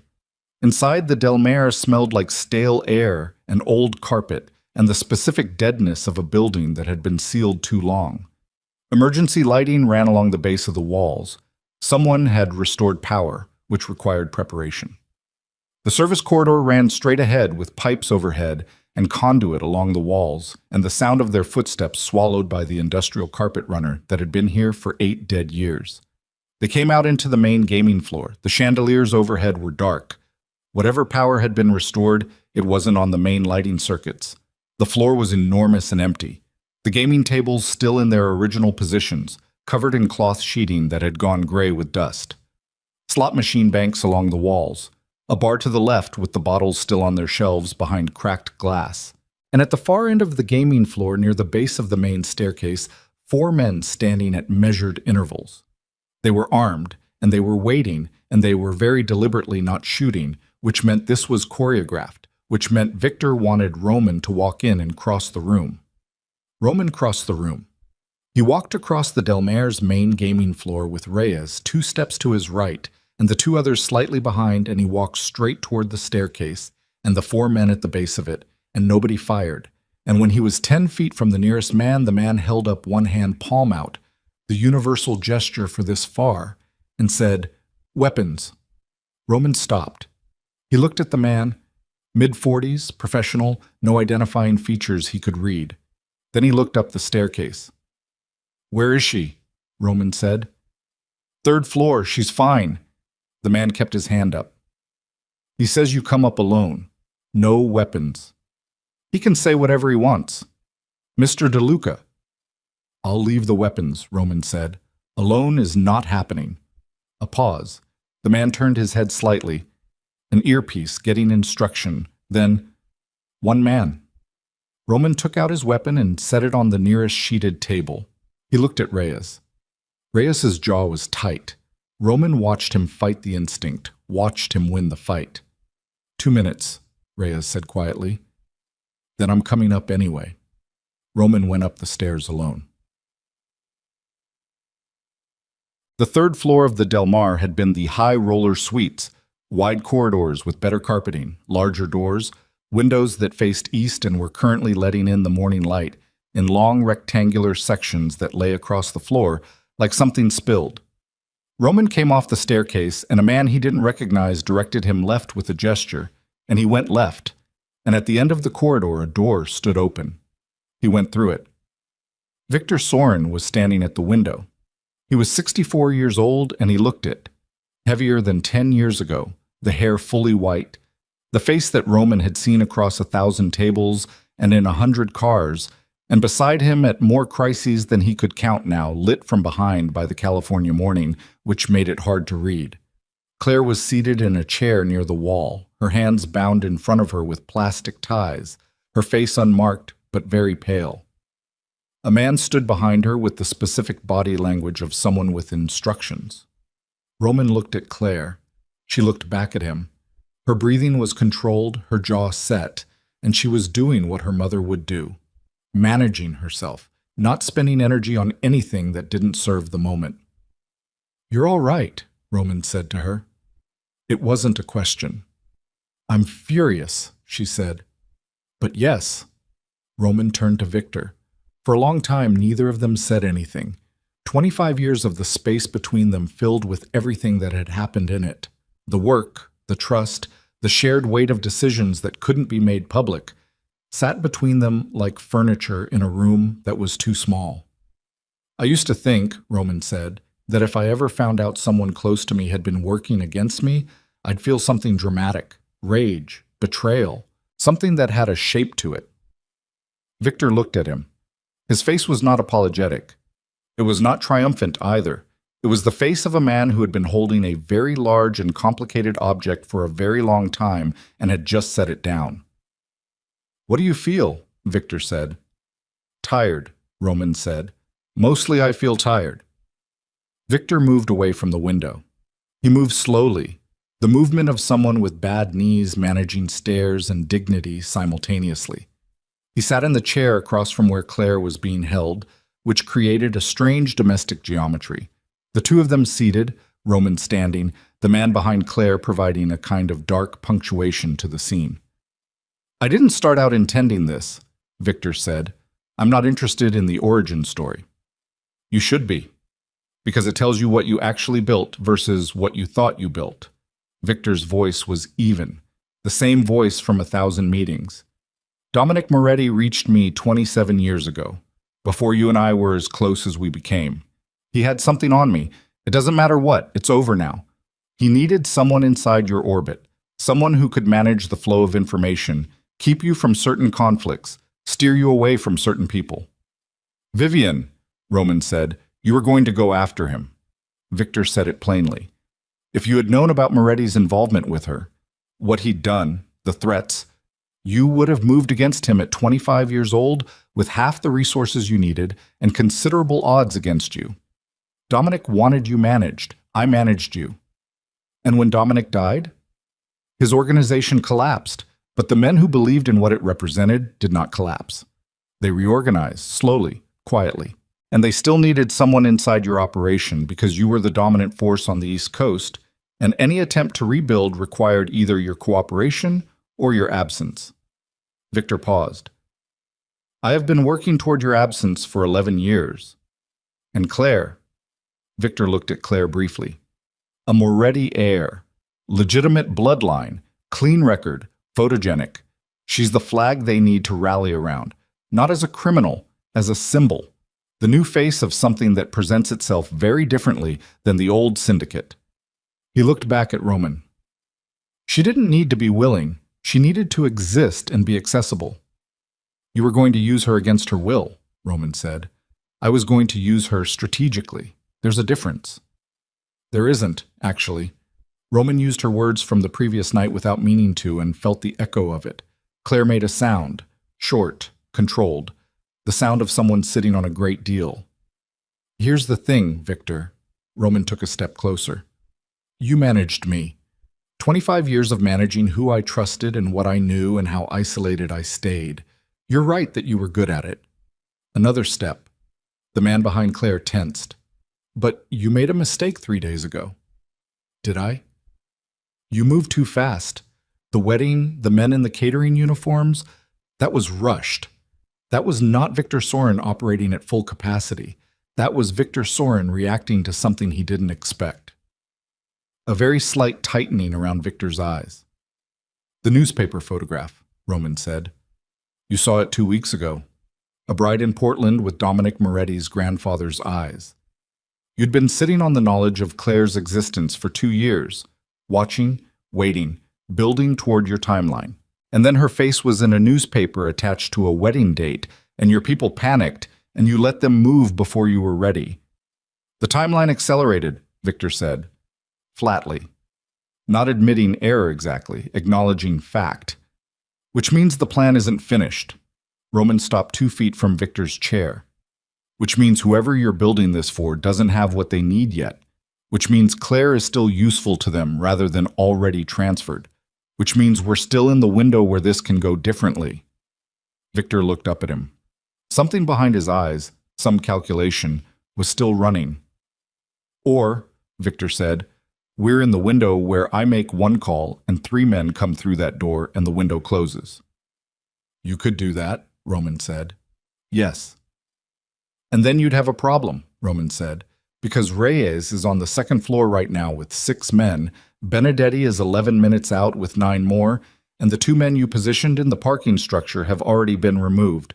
He watched Victor's face. I let you think I came in under your terms. I didn't come in under your terms. I came in because I wanted to be in this room, and now I'm in this room, and the call you were going to make is not going to produce what you think it's going to produce. The silence that followed had a specific texture, the silence of a man recalculating and not liking what he finds. The man behind Claire moved. He moved toward Roman rather than away, which was the wrong instinct handled with professional speed, and Roman caught the arm as it came and used the momentum rather than fighting it, and drove the man sideways into the wall with enough force that the plaster cracked, and the man's head snapped back and he went to the floor with a sound that was not dramatic and was not cinematic and was just the sound of a human body meeting a surface at the wrong velocity. Victor was on his feet. He had a gun. Of course he had a gun. Victor Soren had always been the most prepared man in any room. He held it with the steadiness of someone who had held guns before, which Roman knew he had, and it was pointed at Roman's chest, and the distance between them was 6 feet, and Roman stood still. I don't want to do this, Victor said. I know you don't. Roman kept his voice level. His heart was doing what hearts do under these circumstances, but he had long ago learned to operate independently of what his heart was doing. You've spent 25 years keeping me alive because a dead Roman DeLuca is unpredictable. You need me gone, not dead. That calculation has changed. Has it? Roman looked at him. Then why aren't you pulling the trigger? Victor's jaw worked. The gun didn't move. Because you still need me for something, Roman said. What is it? A long pause. The morning light moved across the floor. Somewhere below them, the building settled. The financial infrastructure, Victor said. Finally. The way you say something that costs you. The accounts, the networks, the offshore structures, it's all in your name, all of it.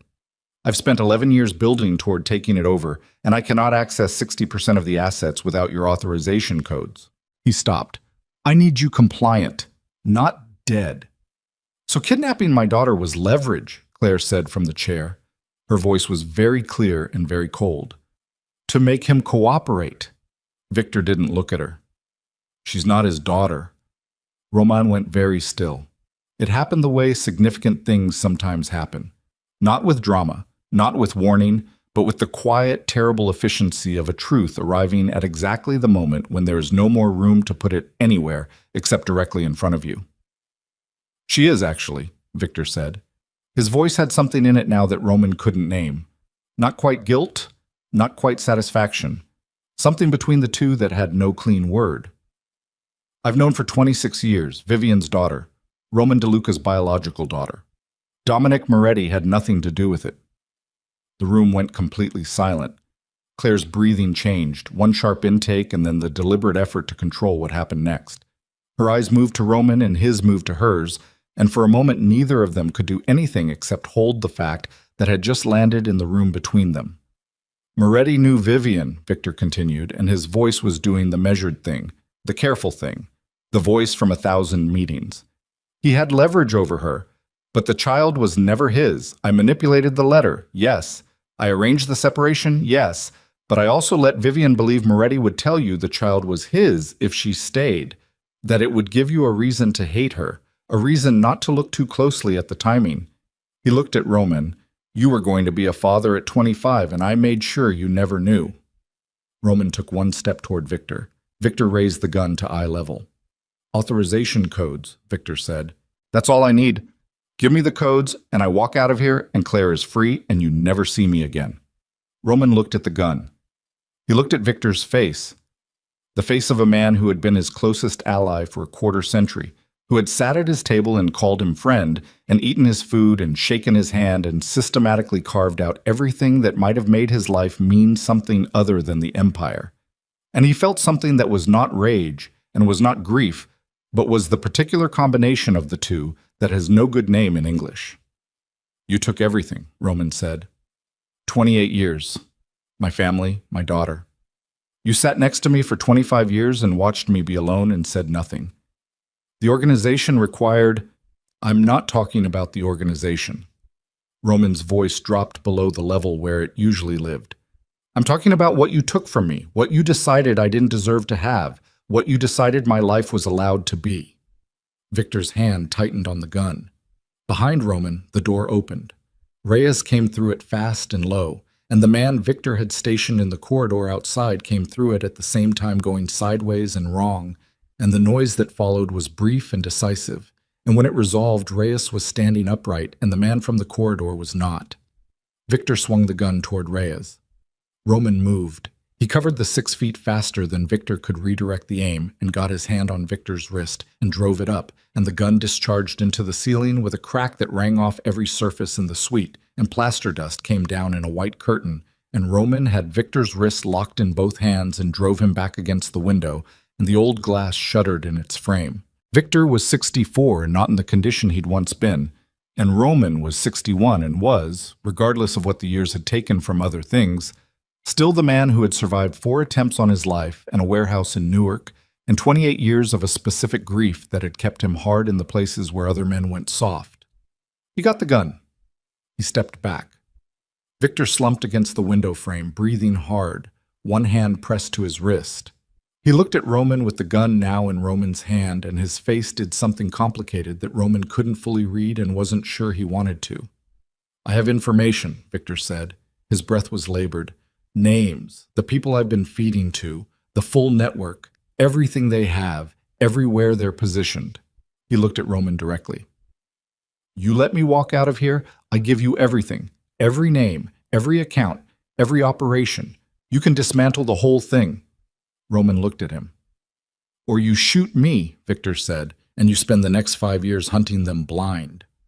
Reyes was at Roman's left, waiting. Claire was on her feet, the plastic ties cut. Daniel had come through the door somewhere behind Reyes and had her by the arm, and she was letting him because she was looking at Roman and the gun and Victor with the focused and shattered expression of someone whose world has just been measured and found to be a completely different size than they thought. Roman looked at the gun in his hand. He looked at Victor. He thought about 28 years. He thought about a letter on a kitchen table that said 2 sentences that were lies. He thought about a woman in a green dress at a benefit for some arts organization that he could no longer name, who had told him within 8 minutes that he had the face of someone waiting for a conversation worth having. He thought about a child he had never known existed, who had gone to her own wedding in a white dress and been taken from her bed in the dark, who had his daughter's bone structure and her mother's eyes, and had asked him at 4 a.m. with perfect clarity how they were going to stop this. He lowered the gun. "Talk," he said. And Victor Sorin, who had spent 25 years being the most careful man in the room, began to talk as if he'd been holding his breath for all of them. Victor talked for 4 hours. He talked in the 3rd-floor suite of the Del Mar, with the morning light moving across the floor as the sun climbed, and Roman sat in the chair across from him. And Reyes stood at the door, and Marco arrived at the 90-minute mark and set up a recording device on the table between them without ceremony. Victor looked at the recording device and said nothing about it and kept talking. He gave them names. 41 names across 6 states, with organizational positions and account numbers and the specific details of how the network had been rebuilt after Dominic Moretti's death. Not as a traditional syndicate, but as something that had learned to look like legitimate business from the outside, with shell companies and investment vehicles and a nonprofit structure in Delaware that had been processing money for 8 years without triggering a single audit. He gave them the names of 2 federal officials who had been accommodating. He gave them the location of a server cluster in New Jersey that contained 11 years of communications. He gave them the account information for 37 offshore structures, 9 of which were held in Roman's name without Roman's knowledge. Roman sat and listened and did not speak except to ask clarifying questions. And each question was precise and quiet, and Victor answered them the way a man answers questions when he has made a decision and is committed to it, completely, without hedging, with the particular relief of someone putting down a weight they've been carrying past the point where it made sense to carry it. When it was over, when Victor had been quiet for several minutes, and Marco had checked that the recording was complete, and Reyes had confirmed that Benedetti's people had secured the building fully, Roman stood up. He looked at Victor for a long moment. "The 2 federal officials," Roman said. "I want sworn statements from them by the end of the week." "You'll have them," Victor said. "The server cluster in New Jersey needs to be accessible before anyone else gets to it. Give Marco the access credentials now." Victor wrote them on a piece of paper Marco provided and handed it across the table. "And the 9 accounts in my name," Roman said. "Transfer authorization revoked as of today. I'll have my people handle the unwinding." He paused. "If anything you've told us turns out to be incomplete or misleading—" "It isn't," Victor said. "If it is," Roman continued, as if Victor hadn't spoken, "the arrangement we're operating under ends. Do you understand what I mean by that?" Victor looked up.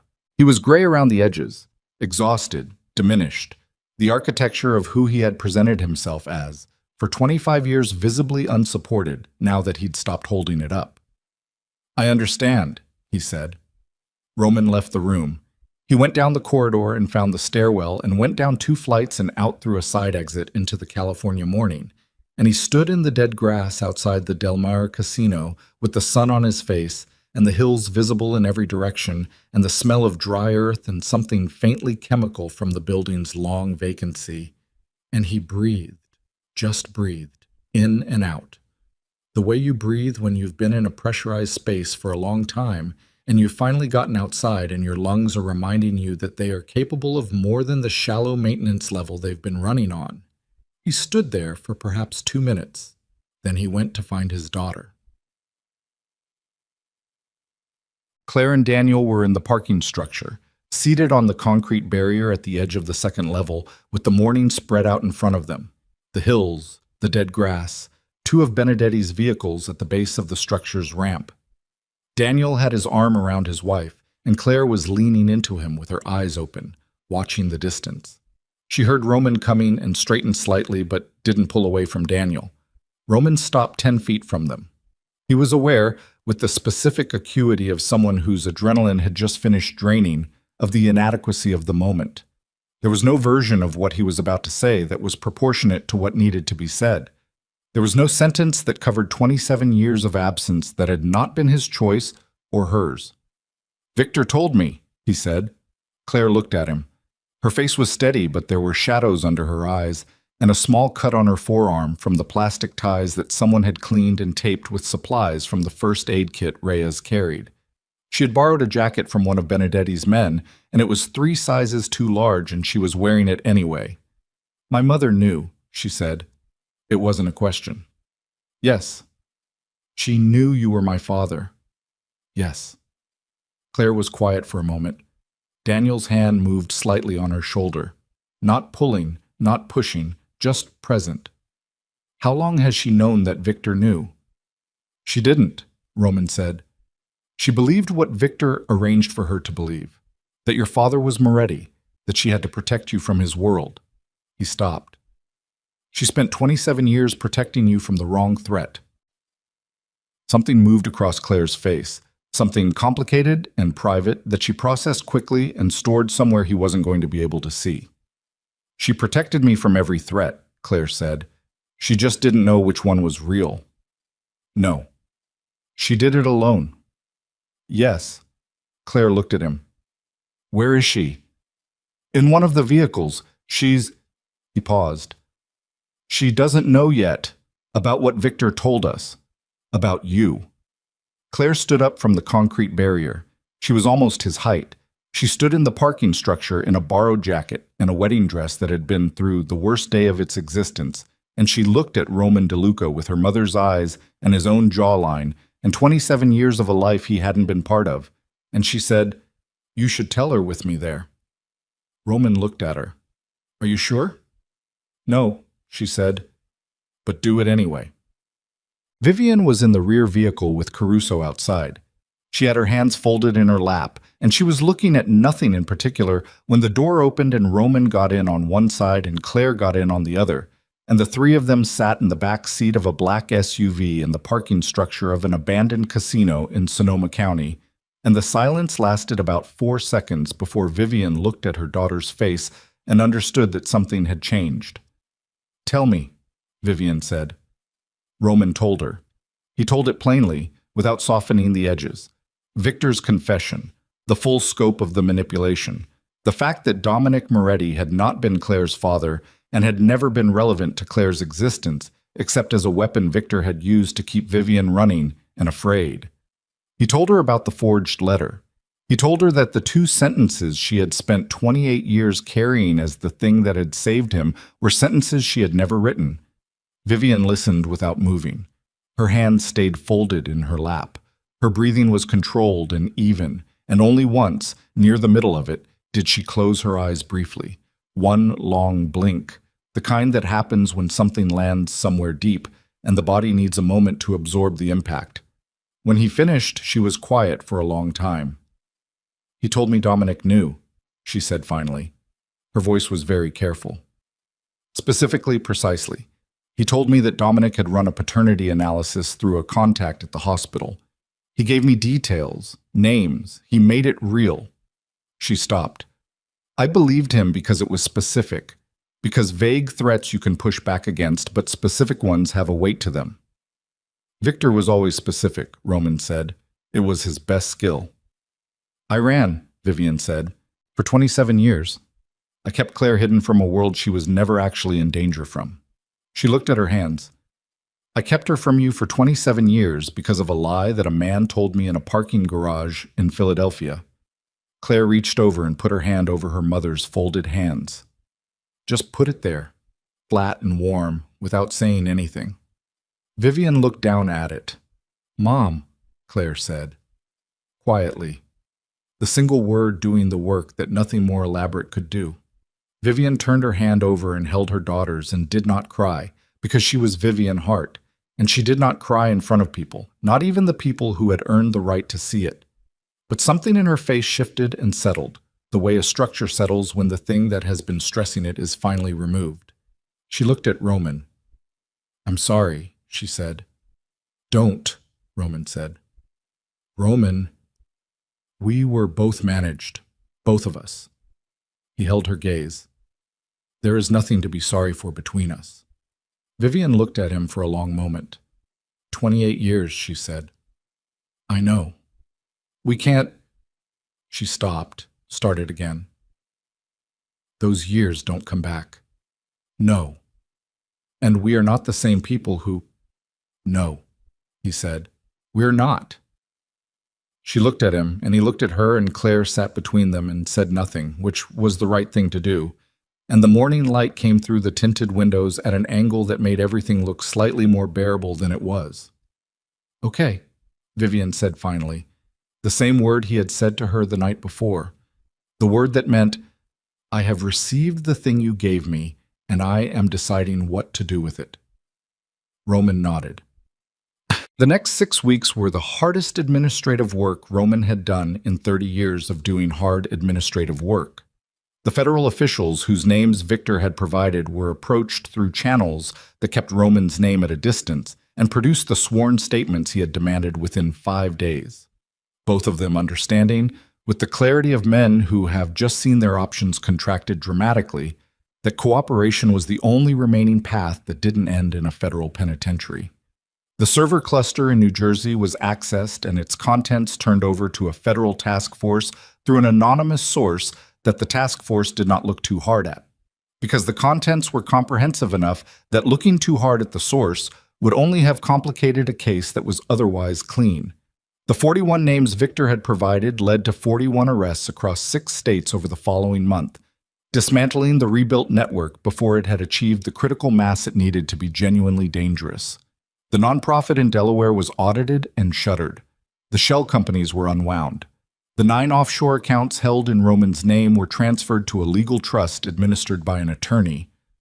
Roman had used for 20 years, who was one of perhaps 4 people in his professional life. He was now confident had never been managed by Victor. Roman dissolved the DeLuca organization in the same period. Not dramatically. Not all at once. He did it the way you do something irreversible that you have decided to do. Methodically, thoroughly, without announcing it publicly, because there was no public announcement that wouldn't create its own problems. He transferred legitimate assets to legitimate structures. He severed relationships that had depended on the illegal ones. He paid what needed to be paid to people who had served him honestly and deserved better than to be left standing in the rubble of an organization that was ending. Reyes he kept. Not in any organizational capacity. There was no organization left to have a capacity in, but he told Reyes that if Reyes needed work, Roman would find work for him. And Reyes said he had some things he'd been thinking about trying, and Roman said good, and they shook hands, and it was not a sad conversation, but it was a heavy one. Marco was the last. They had dinner in San Francisco, at a restaurant Roman had been eating at for 20 years, and now would probably not come back to. Marco ordered the same thing he always ordered. They ate and talked about inconsequential things. A basketball game, a restaurant that had closed in New York, a piece of news from overseas that didn't affect either of them directly. It was only at the end, with the table cleared and the wine almost done, that Marco said, "You're sure about this?" "Yes," Roman said. "The whole thing. All of it. All of it." Marco looked at his wine glass. 25 years I've been with you. Victor was there longer, but I was there longer than anyone who wasn't a traitor. I want credit for that distinction." "You have the credit," Roman said. "You have all of it." "What are you going to do?" Roman considered the question seriously. I don't know yet. Something that isn't this. He looked around the restaurant, the other tables, the people having ordinary evenings, the sommelier moving through the room with the focused grace of someone whose entire professional competence was about making things easier for other people. I've been this for 35 years. I'd like to see what else there is. And Vivian? Roman was quiet for a moment. That's her decision. She's in Portland. I know where she is. Have you called her? We've spoken, Roman said. He didn't elaborate because Marco's expression indicated he had registered everything that needed to be registered and further elaboration was not required. Marco raised his glass. To not getting killed. To not getting killed, Roman said. They drank. Pept. Victor Sorin entered federal custody 7 weeks after the morning at the Del Mar Casino. He entered it voluntarily, through the arrangement that Roman's attorney had negotiated, with full cooperation status and a reduced charge profile that would nonetheless result in a sentence that a 64-year-old man in poor health would not complete. He signed the cooperation agreement in a room with 4 lawyers and 2 federal agents, and the expression of a man who had stopped fighting something and was now simply moving in the direction gravity was pulling him. Roman was not present. He had said what he needed to say to Victor in a suite on the 3rd floor of an abandoned casino with plaster dust on the floor and his daughter sitting in a chair 10 feet away. There was nothing left to say that would be more true than what had already been said, and Roman had long since stopped doing things for reasons of closure, which he had always considered a fiction. The idea that a conversation or a moment could close something that was structurally open. Things didn't close. You just stopped standing in front of them. He heard about the signing from his attorney and said thank you and ended the call and went back to the thing he had been doing, which was unpacking boxes in an apartment in San Francisco that was smaller than any place he had lived since his early 20s, with windows that faced west toward the bay and a kitchen that was completely adequate and a bedroom that he did not yet have enough furniture for but was working on. Wharton. Claire called him 11 days after the federal signing. He was standing in the inadequate kitchen making coffee when his phone rang, and he saw her name. She had been in his phone for 4 weeks now, added with a care he hadn't applied to a phone contact since he was young enough to find the technology remarkable, and he answered it on the second ring. Hi, she said. Hi, he said. A brief silence that was not uncomfortable. They were learning the rhythms of talking to each other, what to say, how much space to leave, how to be 2 adults who were starting a relationship from a position of complete structural novelty because there was no template for what they were to each other that either of them had access to. I told Daniel everything, Claire said. All of it. His father's version and your version and the actual version. How did that go? Better than I expected. Worse than I hoped. She paused. Gerald wants to meet you formally, not as someone you knew from before. As my father. Roman was quiet for a moment. When? Whenever you're ready. I'll be ready when you tell me to be ready, he said. He heard something in the silence that might have been a smile. That's very diplomatic for a man who used to run the East Coast. Used to, he said. Yeah. She was quiet for a moment. Mom's coming down next weekend. She said to tell you she's coming to see me, but she also said you should know. I know, Roman said. So, he said. Another silence. The coffee finished brewing, and he poured it and stood by the window with the bay visible in the distance, a gray strip of water under a gray sky, and his daughter's voice in his ear. She's nervous, Claire said. I know that too. She doesn't get nervous, as a rule. She always got nervous, Roman said. She was just good at not showing it. Claire laughed. Short, genuine, the laugh of someone surprised into it. She is not going to like that you told me that. Probably not. Okay. He could hear her collecting herself, the small sound of someone returning to the surface from somewhere slightly deeper. I have to go. Daniel's making dinner and he's trying a new thing and it requires supervision. What is he making? He's not entirely certain. He found a recipe and has been committed to it since this morning. Good luck, Roman said. We'll need it. A pause. Roman. Yes. Thank you for coming in through that window. She said it plainly, without ceremony. Or, for coming through the door, technically, but you know what I mean. I know what you mean, he said. She hung up. He stood with the phone in his hand and the coffee in his other hand and the gray bay in the distance and the apartment around him that was still mostly empty boxes and inadequate furniture. And he stood there for a while without moving, and it was not comfortable exactly. Nothing about this particular period of his life was comfortable, but it was real in a way that the previous 35 years had increasingly not been. And he was old enough to know the difference between those two things, and young enough, maybe just barely, to do something with it. Vivian arrived on a Friday afternoon in a rental car from the airport, which he knew because she texted him when she landed, and again when she was on the bridge, and he registered the fact that she was texting him as one of those small, remarkable things that he was going to have to get used to. The ordinary mechanics of being in contact with someone, which he had not practiced with anyone who mattered in a very long time. He was at Claire's apartment in the Mission when Vivian arrived. Claire opened the door and Vivian came in with a bag over one shoulder and hugged her daughter the way she always did.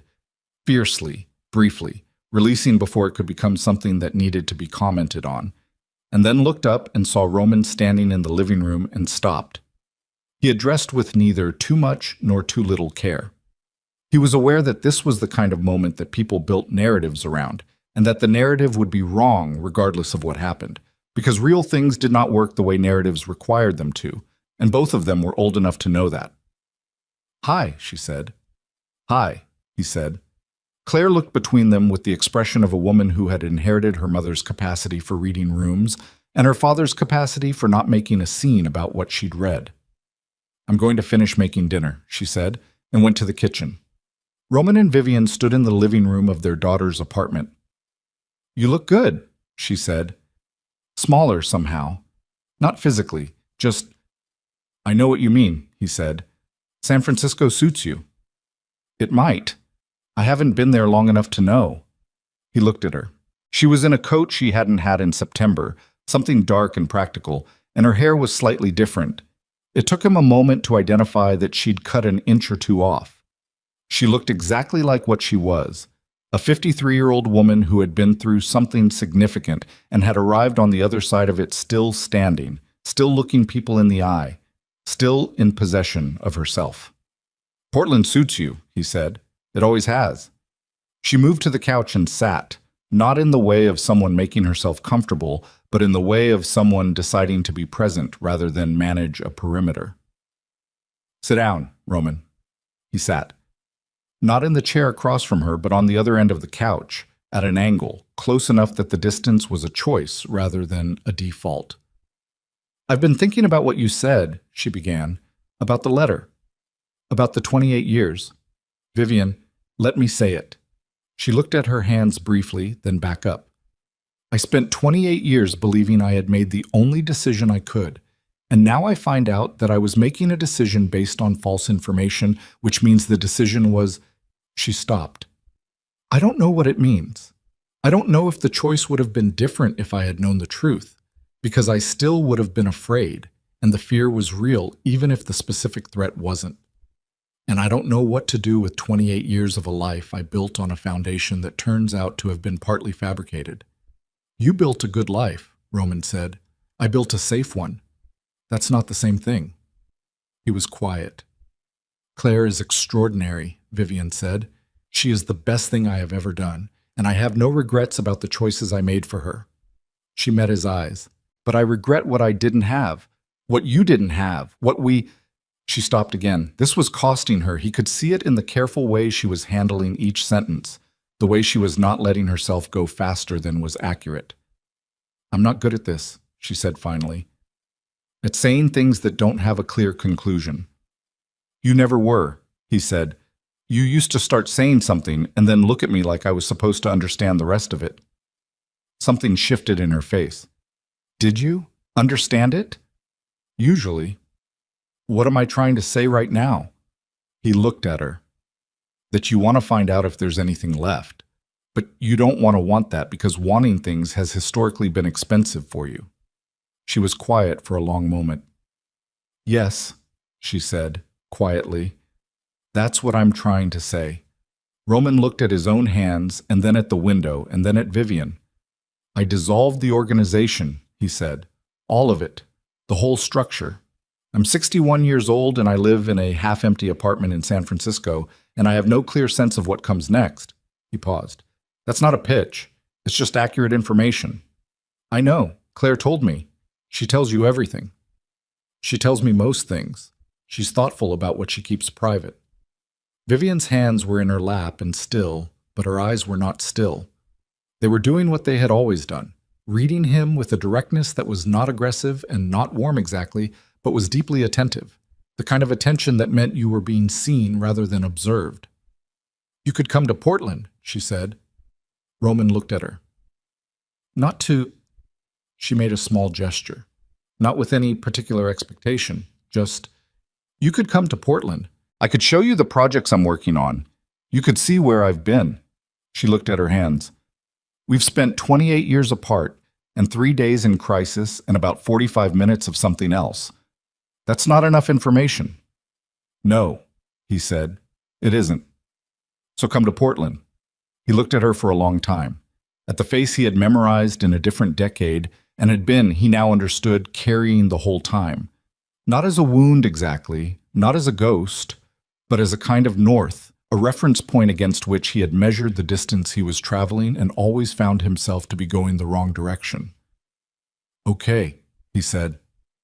It was the third time in a week that the word had done the work of something much longer. Vivian let out a breath that she had been managing for perhaps longer than she'd meant to manage it, and something around her eyes softened, not completely, not in the way of someone who had resolved something, but in the way of someone who had decided to stop bracing for the impact and find out what actually came. From the kitchen came the sound of something sizzling, and Claire's voice saying something to Daniel that made him laugh, and then Claire laughing too, and the ordinary sound of a dinner being made in a kitchen by two people who had been through something terrible recently and were on the other side of it, which is not the same as being okay, but is something. 3 weeks later, Roman drove to Portland in a car that was not armored and did not have anyone following it. Vivian met him in front of a coffee shop 2 blocks from her office. She was in work clothes, practical, unadorned, the clothes of a person who spent significant portions of her day outside looking at the ground. And she had a set of rolled plans under one arm and a coffee in the other hand, and she looked, when she saw his car pull up, like someone who had decided to be where she was. She showed him a project site in the late afternoon, a corporate campus outside the city that she was redesigning from the ground up, 12 acres of what had been paved surface being converted back into something that could breathe. She walked him across it and talked about the drainage calculations and the native species she was reintroducing and the specific challenge of convincing corporate clients that what looked like disorder was actually a system. And he listened and asked questions, and she answered them with the directness she had always brought to things she cared about. At the edge of the site, there was a hill, a small, deliberate rise she had engineered to give the space variation. And they stood on it in the October afternoon with the city visible to the south and the hills to the east, and the light doing what October light does, going gold and long and slightly regretful. It'll take 4 years to look right, she said. Once the native grasses establish. Right now it looks like nothing. I can see what it's going to be, he said. She looked at him sideways. Can you? Yes. He was not talking only about the landscape. He thought she knew that. He thought that was probably all right. They stood on the hill in the October light and did not say anything for a while, which was something neither of them had been able to do with anyone else in a very long time.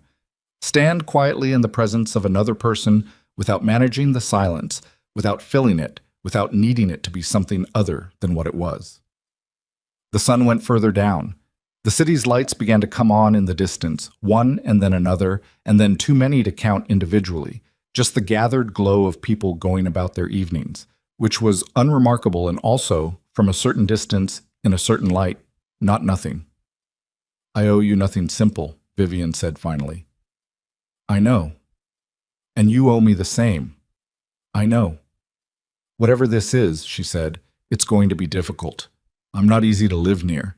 I have opinions about most things, and I've been alone long enough that I've stopped apologizing for them. I've met you, he said. I know who you are. You knew who I was at 25, People don't change as much as they think they do. She was quiet for a moment. That's either reassuring or deeply concerning, depending on the person. For us, he said, I think it's reassuring. She looked at him.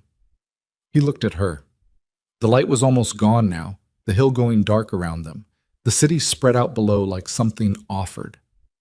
Come to dinner, she said. I made too much and the refrigerator is full and Daniel's coming tomorrow with Claire and I'll need someone to tell me when the proportions are wrong because I cannot taste my own cooking accurately anymore. I'll tell you, he said. You'll lie because you don't want to be impolite. I'll tell you truthfully that the proportions are wrong and then eat it anyway.